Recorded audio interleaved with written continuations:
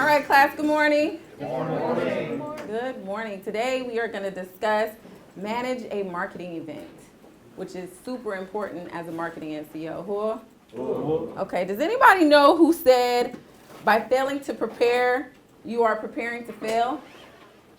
That sound familiar? Zig Ziglar. No, close. Benjamin Franklin. Close. Benjamin Franklin said that. And do we all agree? Yes. By failing to prepare, you are preparing to fail, right? Yes. So, the same thing could be said for a good marketing event, right? Marketing events can be a valuable tool in your efforts to collect lead data because, as we know, that's the primary function of a marketing NCO is to generate and collect leads. Yes? Yes. Okay. However, if an event is mismanaged, it can cost you time in front of your audience, distract you from your message, leave a negative impression on your audience, and cost you leads. So it'll be counterproductive if we don't prepare. Cool? Jumping right into it. For the next several hours, we will discuss how to properly manage an event. We will talk about what it takes to prepare and plan the event and the various considerations for the execution of the event. In this lesson, we will discuss some of the considerations that need to be taken into account when planning and managing an event. While recruiters may be the ones actually running some of these events, when you are processing the request for the event, you should be able to look at what the recruiter is trying to do and determine what needs to be done in order to support the request. At the end of the lesson, you will select a marketing event, then you will give a brief on what you would do to plan and prepare for the event, as well as that you would need to do to actually execute the event. Everybody tracking? So here we go. Conduct, preparation, and planning of support. So what's the first step? What are the first things that we need to consider? Regulatory and local authorizations. Who? Everybody go to NGR 601-1. Paragraph 7-15. Promotional displays / special events states rental of display space to promote the Army National Guard at fairs, conventions, sporting, school, community events, locations within the community with high traffic levels such as malls, local transportation hubs, airports, sports venues, concerts, meetings, symposia, etc., including mandatory non-waiverable registration fees is authorized. Everybody see that? Is authorized. Purchase and repair materials and labor of commercially available recruiting and retention displays, signs, and equipment utilized in these activities. Everybody there? Everybody got that? Check. Check. So what is this saying? When it comes to regulatory and local authorizations, what is it saying? Your commands have authority to say yes or no. Full, definitely. And one of the biggest things here is that we realize what we're authorized to pay for. So non-waiverable registration fees. That's the main thing that you want to take into consideration here. Cool? Everybody tracking? Great. Location. What are the type of things that we need to consider when we're talking about location of our marketing event? What are some considerations? Yes, sir. Influx of people. People, okay. What else? Terrain. Terrain, absolutely. What about terrain? Well, one if it's indoor and outdoor, or outdoor. Terrain, you want to see like the route to get in and out. Absolutely. You want to see any physical obstructions that may get in the way. You need to lay out how much square footage or how many feet you need. Mm-hmm. If you have met support, if you have pop-ups, if you've got level area to put up your rock wall, a number of things. Absolutely. So the location, that's something that you definitely want to consider when you're planning your event, right? So then you can decide what equipment and what personnel you're going to need for that area. Cool. Anything else that we want to consider when we're talking about location? Yes, Arn. Like certain policies and things that may apply to that location, like what displays you can have, ordinances and things like that, so. Absolutely. Weapons. Weapons? Elaborate on that some more, Well, sir. some of them may have restrictions on what type of weapons you can have, if any. Absolutely. Like schools, right? Yeah. Yes. So one thing that we have in the classroom is PMISI PT. That's one thing I would recommend we utilize for those areas, for those Okay. events. Say that again. Say that one. PMISI PT is the poster that's on the Roger. right side of the clock on the right-hand side. Yes.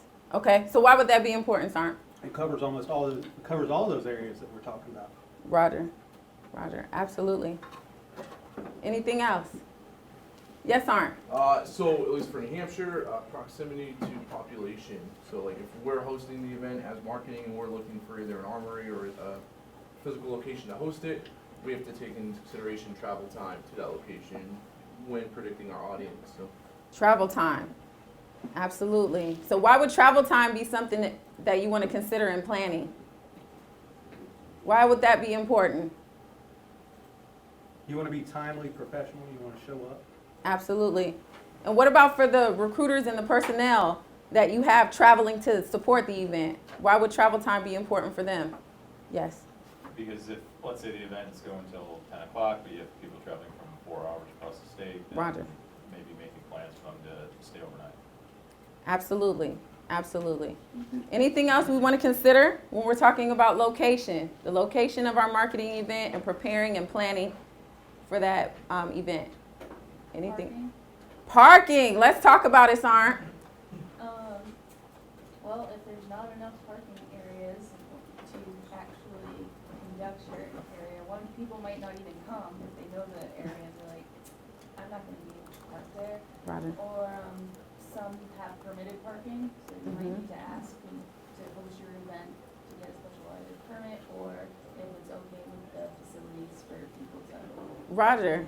That's a very good point. So sometimes when you're deciding what location to use, you definitely want to take into consideration parking, if they have any fees, because it may be a deterrent for your audience if they know that they have to pay $10 to $15 to attend your event for just in parking alone.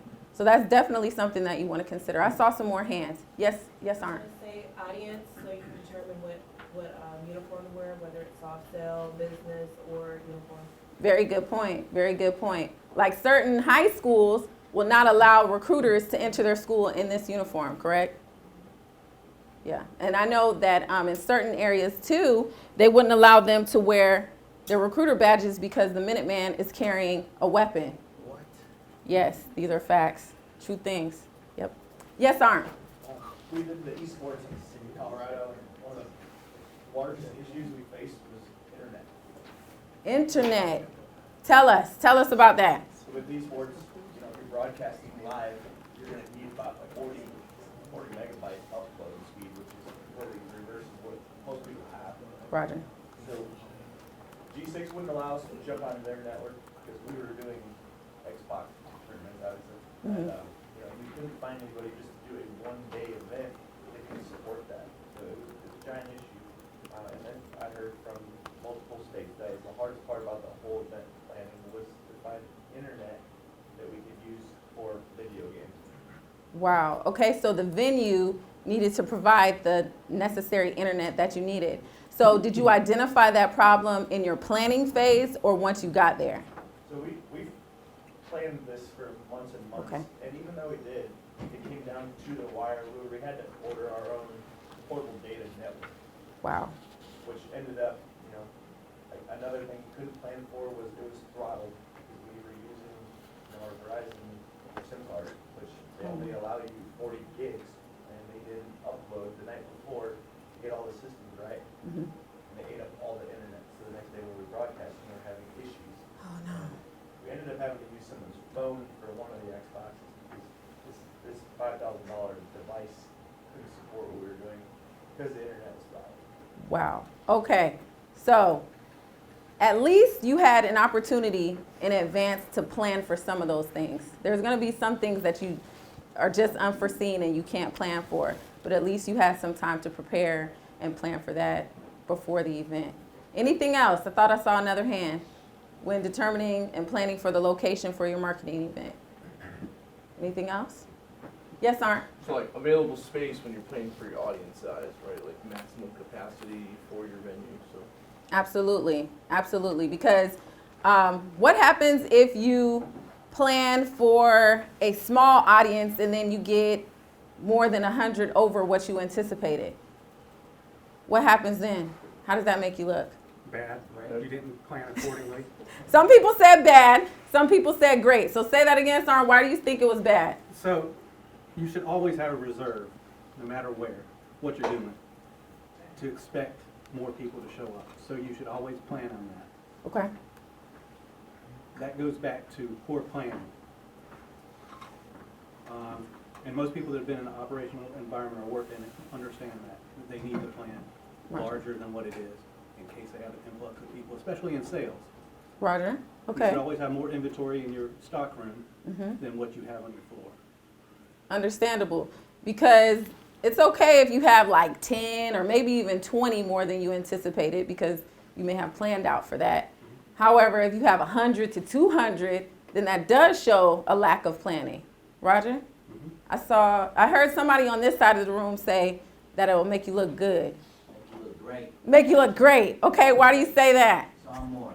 Anytime I did what is it called, guard eggs, what we call them, Mm-hmm. I made them seem like too early or you're not gonna get me.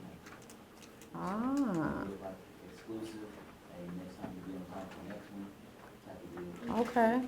So what about those other personnel that came late? You can do nothing about that something. Okay.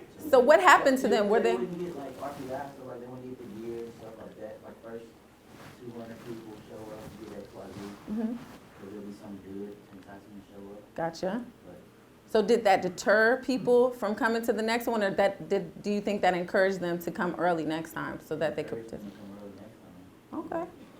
Okay. All right. So in some instances, it can make you look great if you have more than what you anticipate. Yes, Arndt? One of the things we have taken into account is competition. Okay. I.e., we have companies in the state that actually have rock walls, so if they're gonna be out there, we can't have ours because we're taking away from their profits because we're free. Okay. So that's right. Gotcha. So that's one thing that you have to plan for in advance. How do you plan for something like that? Usually we find out from the vendor or whoever we're supporting if there's gonna be any other assets out there of that nature.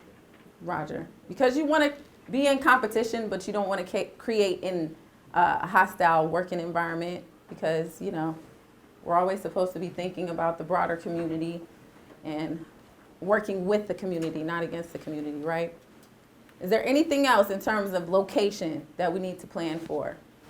What are some of the horror stories that you all have about locations, things that you did not plan for? Anybody want to share? Yes, Arndt, Just Barbara. looking at the areas, making sure the ground is level, if you're bringing certain net assets like a rock wall. Absolutely. It's never a good idea to plan it all out and then show up at a rock wall and realize that your display setup is on a hill. Roger. So how do you plan for that?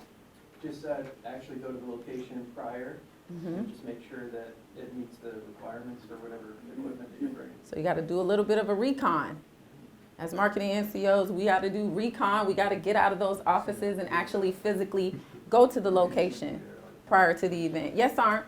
So for multi-day events, like physical security concerns, right? Okay. So if you have med assets that are out, you have to pack them up. Is there security, gonna need to be locked, things like that. That's a good point because ultimately, who's responsible for that med equipment? Marketing, NCO. Marketing NCO. That's a great point. That is a great point. All right, anything else before we move on? Yes, sir. I would say, talking about external factors that you can't control, I had a setup one time at a career fair and it was thunderstorm and raining. And just moving from vehicles offloading to get inside the building, us and all of our gear were drenched. So that's something else that you can't really brace for, but I mean, a little forward planning, check the weather patterns, all that kind of good stuff, not recon's perfect, because that way you can get your gear and your personnel inside as fast as possible. Absolutely. You had your hand up, Sarn. Yes, we went to an event the first time, it was for sisters only, Okay. in Washington DC, and I know we needed more female soldiers. I'm like, great, is when I first came on to marketing, I did not ask about the placement of where our booth will be. Okay. And when we got there, we realized we were next to a exercise pole, which brought people to our table. However, we had to be careful how we took pictures because we didn't want to have distracting pictures Oh, background, you know, so just, I learned from that. okay. Find out exactly where you're going to be. Yes, that is a very good point too, Sarn, because we don't want to just take into consideration the location of the overall event, but where exactly our booths are going to be located, where within the event we're going to be located. That's a very good point. Very good point. Anything else? Yes, Sarn. Access during the event, so whether or not, most fairs for us are 2 to 3 days ahead, you have to set up, and you're not allowed to drive a vehicle, obviously, into the event during the time, so, planning for setting up.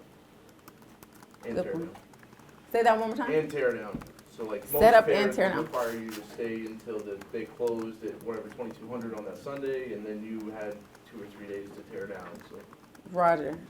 And at some events, they give you a time that you have to have everything cleared out. And you're like, you don't want to be scrambling at the last minute like, oh snap, I forgot. You know, we got 15 minutes to tear all of this equipment down, right? Absolutely. Planning in terms of location is very vital to the success of your marketing event. Is there anything else regarding location that we have not already covered? Nobody has any horror stories that they want to share? Go ahead, Sarnpa. Well, we have one, it was an adapt and overcome. Okay.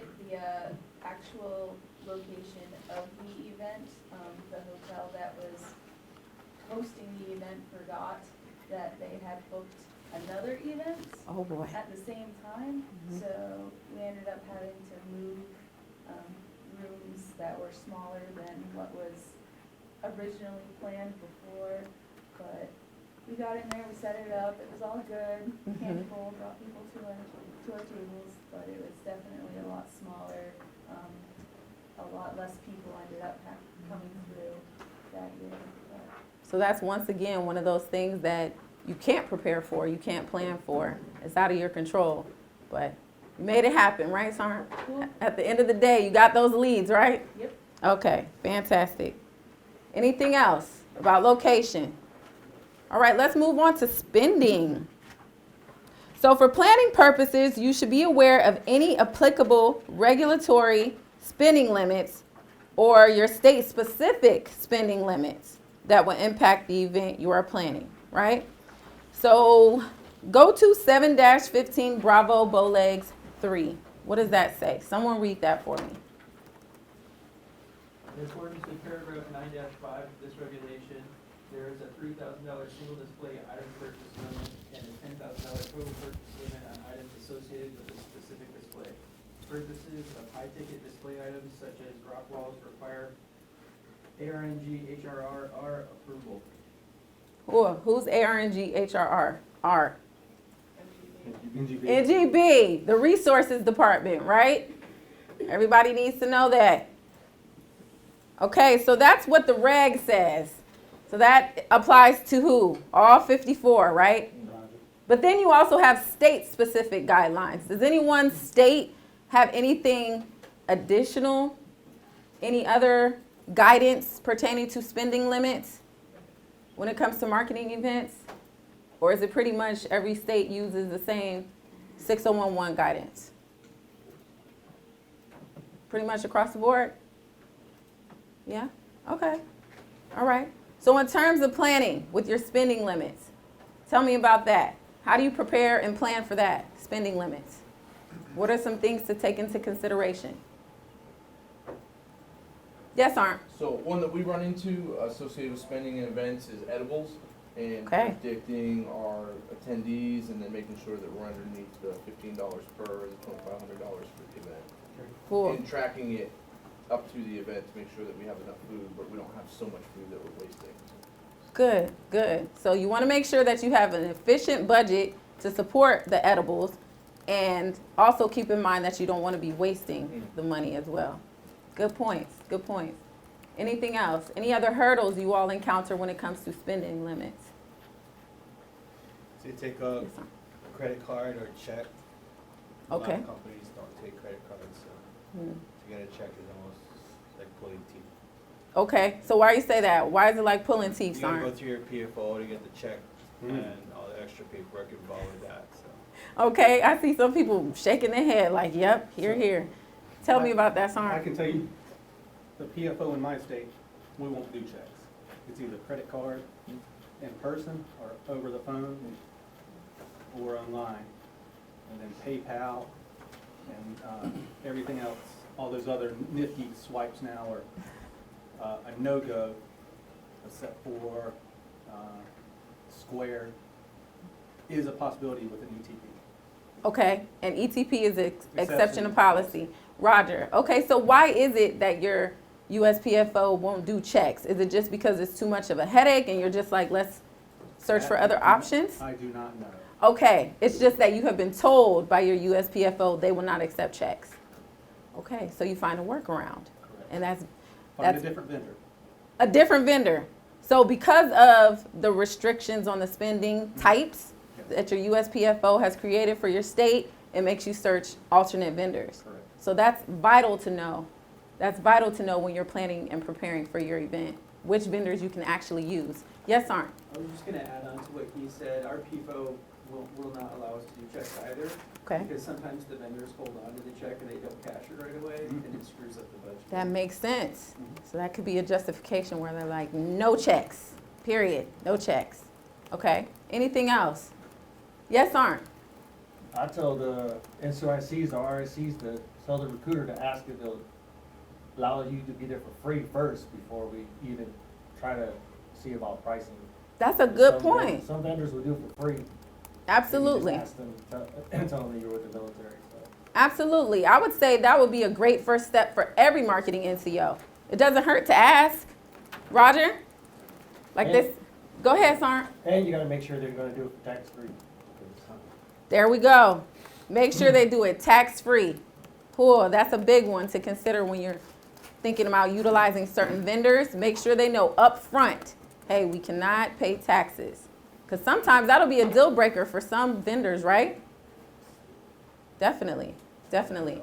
But going back to the asking about sponsorships and free, right? Not necessarily a sponsorship because we can't use that word, but asking a vendor if they will provide something for free. Do you all do that? Yes, Yes? a lot of nonprofit organizations will give military free, Okay, a huge majority of them. all right. Who doesn't believe in asking for things for free? Great. Right answer. Why not? Tell it to my wife. Why not? Would you say tell that to your wife? Yes, but I don't think there's anything wrong with asking for things for free because, you know, a lot of companies, vendors, contractors, they really value the work that the National Guard does. And a lot of them have been directly impacted personally by the community services that we've provided.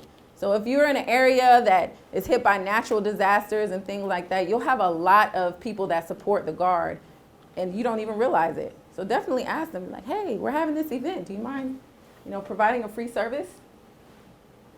I think that'll be a good idea for you all to ask. Cool?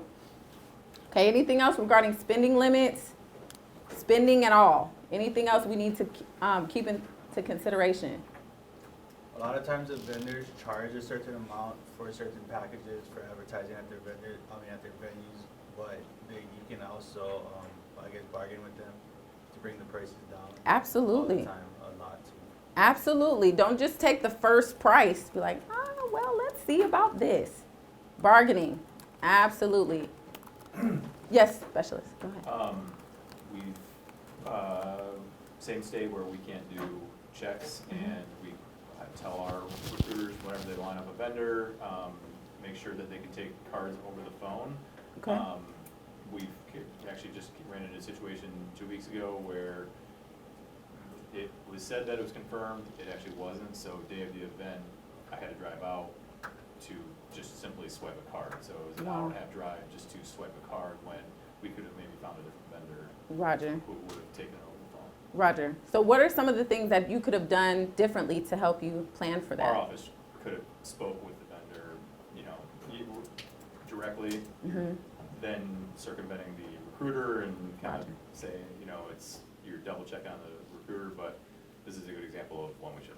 Absolutely, absolutely. So does anybody feel like speaking directly to a vendor or kind of double checking will create any hostility with your recruiters? No. No? Okay, why not? They'd rather you take care of it too. A lot of Yeah, times I they mean, don't wanna deal with it. it's my credit card. Yeah. The credit card's got my name on it. So, yeah, I'm gonna double check it, plus it's my reputation. Good point. USPF&O with RMO, and reputations are huge in Yes. building relationships. Absolutely. So if you don't know everything about it, the vendor, because the recruiter's not gonna ask all the questions you're gonna ask. You're Right. the SME. Yes. They are not the SME. So, yes, you need to ask those questions. Good point. Good point. And I think coming from a recruiter background, I would like to know that my marketing NCO has a vested interest in what I'm doing and that they have my back. Because like he said, the marketing NCOs are the SMEs. I'm a recruiter. What is my focus and concentration on? Getting those numbers. So I may not even know to ask certain questions. Cool? So definitely double check with your vendors. Yes, Arndt? I always deal directly with the vendor. That way my email is right with them, I get my receipts right back. I don't have to deal with talking to the recruiters to try and get the receipts because they are busy. And then a lot of times the vendors will be like, hey, your event's in 2 days. Boom, slip that to the recruiter. I don't think it's necessary for the recruiters to really talk to them. One less thing off of their plate, right? You're alleviating one more thing. Cool. Anything else regarding spending limits? Yes, I Arndt? don't know if this falls under, but things that are personal in nature, like parking passes. Okay. Or tickets to the event. Like, oh, you're gonna have a booth, well, there's like 10 tickets to get into your. Okay. To come in. All right. All right. So beforehand, it will be nice to know these things, right? So then you can plan and prepare for that. For sure. For sure. At events, have you ever had issues where you thought the event was supposed to be free and then you show up and they tell you, hey, no, what are you doing here? No, Has anybody experienced that? for real? Tell me about it, Sarn, because I have too. Not actually being free, is that we paid for an event and then the recruiter needed electricity. And they told us it was a different vendor that runs the electricity for the event. Yeah, a lot of things like that. So the recruiter was out and I told him, I said, I'm sorry, man, this is, I can't get approved to pay for this right on the spot on Saturday. Roger, so how did that impact the event? He actually, I asked him to try to work out something with a vendor or a booth right next door, and it still wasn't working out, so he actually kind of had to pay out of pocket. Ooh. Wow. Was the recruiter able to get reimbursed? We are trying to work that out, but unfortunately, it's. Sounds like a no. Yeah. So what are some things that you learned from that you can do differently, Sarn? I'm gonna ensure that we ask up front, to make sure it's in black and white, that, they are gonna get electricity. I mean, we Absolutely. pay top dollar to be in that. But you only got half of what you anticipated, right? Yes, yes. Yeah. So that's a good point that you brought up about having things in black and white. Because when you show up to an event and you have a paper trail, then they can't dispute that. They can try, but you can, hey, look, here goes the email right here where you said we're going to have access to electricity at no additional cost. Cool? All right. Anything else? I got one, sorry. Go ahead, Sarn. So just this is pretty obvious to a lot of us that have been marketing NCOs for a while, but for the purpose of the class, ensuring that you're not doing a split purchase. So if the event is over your GPC limit, just knowing the definition of split purchase, not making two purchases separated in order to pay for one event. Absolutely. And avoid contracting. Absolutely. That's a good point. And we're going to delve into that more in detail in the GPC portion of the course. But good point. Good point. Spending, just knowing the regulatory guidance, knowing your state-specific guidance about spending. Cool. Anything else? Anything else for the good of the group? The biggest thing that I can say is that marketing NCOs have to ensure that they do their due diligence to ensure that when the recruiters show up to these events, they're taken care of. They are taken care of so they can focus on lead generation and capturing those leads. They shouldn't have to be worried about at the last minute anything financially going wrong, because that's not their responsibility. They're gonna have the blinders on and they're gonna be like, okay, who can I get to come to my booth? Roger? Okay, anything else about spending before we move on? What does DOT stand for? Say it loud. Department of Transportation, yes. So, when it comes to DOT or DOT, that's very important that we do our due diligence and planning for that as well, right? Because we want to know the regulations regarding the movement of our heavy equipment to these events. So what are some of the things that you may need to consider when you're talking about the movement of heavy transportation and equipment? What are some of the things that we need to consider? Yes, Arndt? Like your, the roads to the event, if they can handle the weight of the vehicles. Absolutely. Anything else? Bridges. Bridges. For sure, because you may need to come up with an alternate route, right? Like you can create, one thing in Raleigh, North Carolina, we have issues with is a bridge in downtown that has got a reputation for being a tractor trailer can opener. So, yes, you need to be aware of the clearance for. And how do we plan and prepare for that, Sarn? There's, hopefully each state has got a website that talks about that information. Okay. So you could do that. There might be someone in your G4 that deals with transportation that knows all that information already that you can build a relationship with and have them in your back pocket to ask questions. For sure. For sure. Yes, Arndt? In our state, anytime that type of stuff occurs, G3 is the one that conducts all that. They write the op order, make sure it comes down to the unit. They take care of all the convoy requests and everything else. Wow, fantastic. And they do this for all of your marketing events? When it comes to movement of large vehicles like that, yes they do, because they have contractor heads and everything else to make sure they're able to like take Bradley or a tank or anything like that anywhere. So. Okay. Who else has a good relationship to where they can depend on? Go ahead, Sarn. Yeah, so we work real close with our MSCs, so we do an event marketing board every 2 weeks. And then, so if it's gonna be something that we're gonna do, we'll handle all the planning. But if it's something that we want their equipment for, then we'll let them handle all the planning. Gotcha. Gotcha. So building those working relationships with outside entities. Yes, Arndt? Yeah, same thing. So we actually submit ours formally through either one of the 2 brigades or the G3 in a flag order request. And that's how it gets missioned out to the unit. So to the point where our recruiters aren't even allowed to be like, hey man, can I take a Humvee on Tuesday? It has to route through this system so the units can properly task out their subordinate units. So. Okay. So how long does that process usually take? It could be a phone call. Okay. Right? I mean, between our operations NCOIC and that, that operations NCO for that unit. Formally for like big assets like aviation, typically 60 days just because of their tempo. That makes sense. And it has to go through public affairs channels and everyone else. That makes sense. We blew a girl off the wall once for the aviation, so luckily we had a frag order thing. She was too close when it was landing and fell back off the wall, and it was, so those protect the unit and they protect us, right? Roger. The unit properly saw that they could land the equipment there, and they work all their equipment stuff out with the local event. So. Okay, that sounds like a good plan. Sounds like a good plan. Anyone else have like a system set in place for heavy equipment when your recruiters want to say, hey, I want to take some equipment to a high school? Does anybody else have a program set in place for the recruiters? Or is it just kind of like, hey, use? Go ahead, So Sam. it all depends on the request. If it's one that comes through public affairs, for instance, let's say some high school event, they're asking for static displays, they're having a bunch of first responders in the area come in and stuff like that. Roger. Humvees and stuff.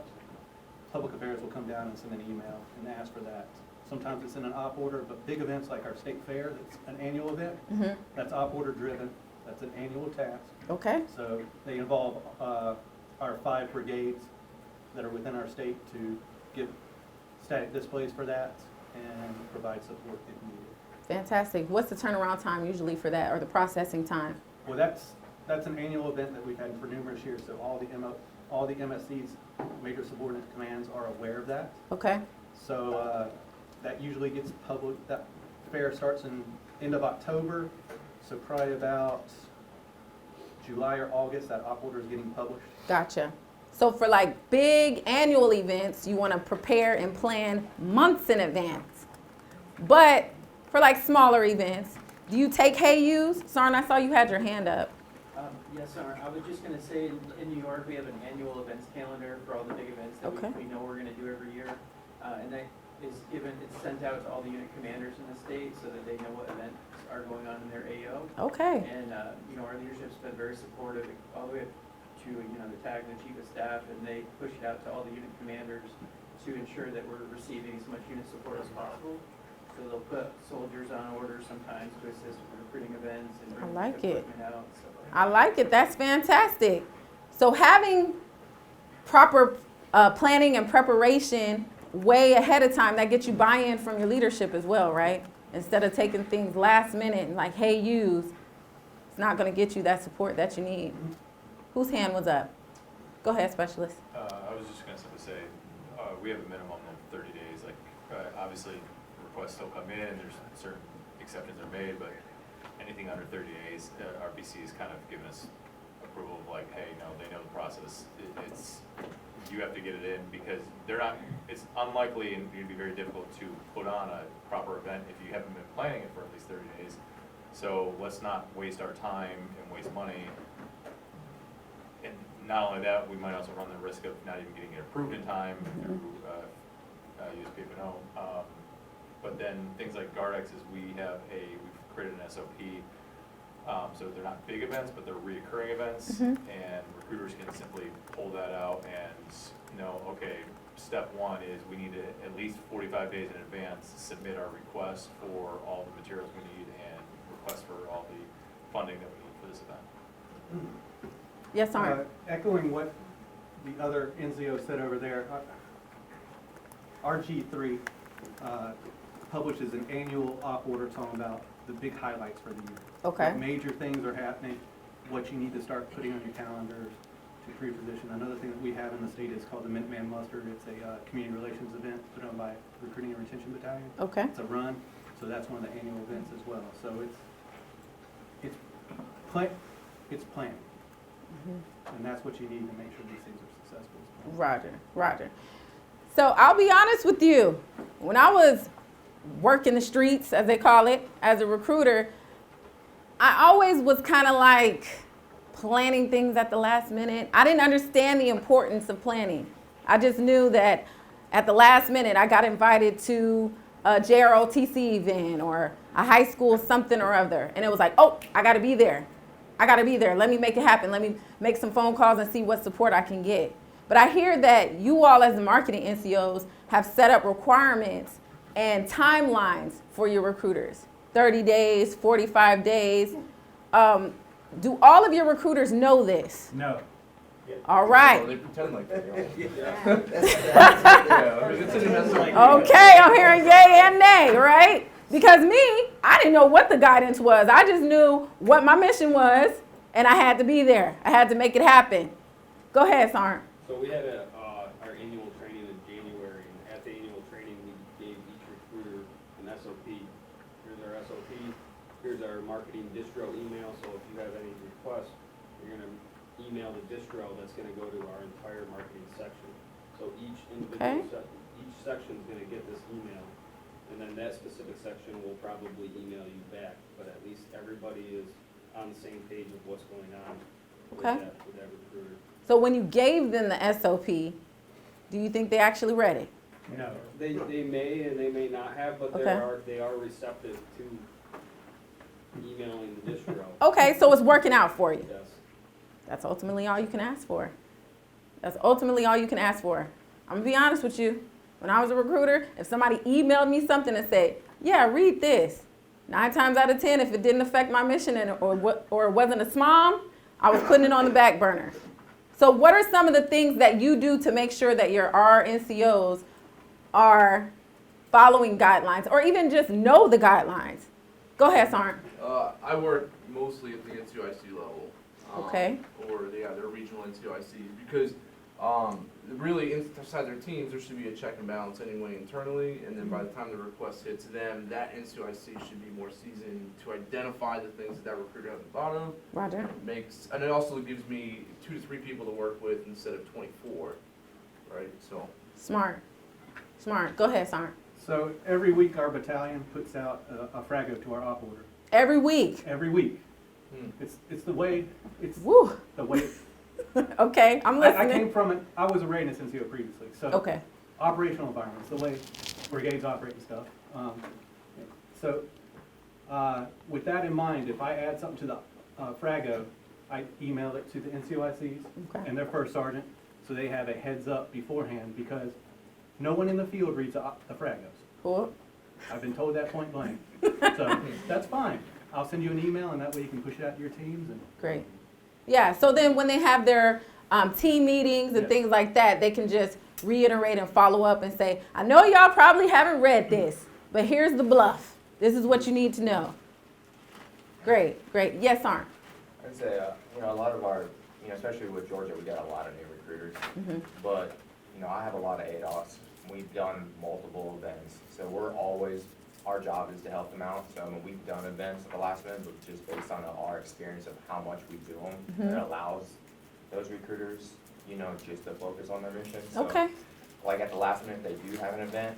It's no problem for us to do that because we're so, we've done so much work for that last minute stuff. But our command, at the same time, our commander and our CSM, they love to get out of the office and they love looking at the events. So as a recruiter, they know that. So they're not going to put it all on us because they know that command will show up. Ah, that's a good one right there. Yes, Arn. So we do marketing committee meetings. So there's a representative from each team. We have 3 teams. Oh, I like it. Up to battalion, and we'll kind of go over like current marketing strategies. Great. And social media stuff, and kind of get their feedback on what's going on and what we can do to improve. So it's a nice open discussion that we can have. Something that I plan on doing, especially after coming here, is we have quarterly battalion meetings. So it gives us an opportunity as battalion staff to kind of get in front of the recruiters and discuss how we work and kind of reinforce those 30-day guidelines or whatever guidelines we have. So you can talk at somebody all you want, but they may receive some of it, but if you're giving them a lot of information all at once, they may not walk away with all of it. So Absolutely. the idea is to talk to them about our strategies and what they can do to help marketing and what they can do to market themselves, but take all of that and put it on a one-sheet read so that they can walk away with the resources that I discussed, AaronDSocialMedia.com, and kind of like what my guidelines are and how to do a request, and just like a one-sheet read so they can put it on their desk and reference it when they need it. I like it. So let me ask you this. The representatives from each team that attend your meeting, you said it's monthly? Yes. Okay. Are they the NCOICs or are they just team members like the Army? They're just team members. Oh, good.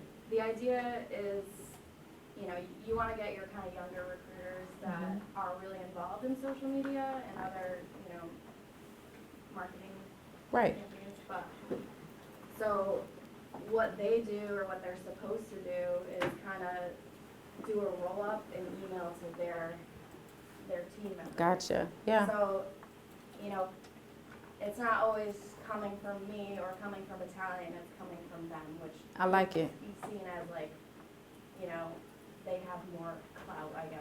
Absolutely. With their team members. You're saying everything right. You're absolutely right, because information coming from battalion versus information coming from your team member is received completely different, right? Exactly. Yeah, especially if and I really like that idea of you having a representative from each team, because then that way they can feel like they're actually, their ideas are actually being taken into consideration. I ask, that's one of my biggest things I tell everybody all the time. I was like, you have a voice in this. Awesome. I'm not shoving marketing strategy down your throat because I'm not on the ground like you guys are. Awesome. So, That's fantastic.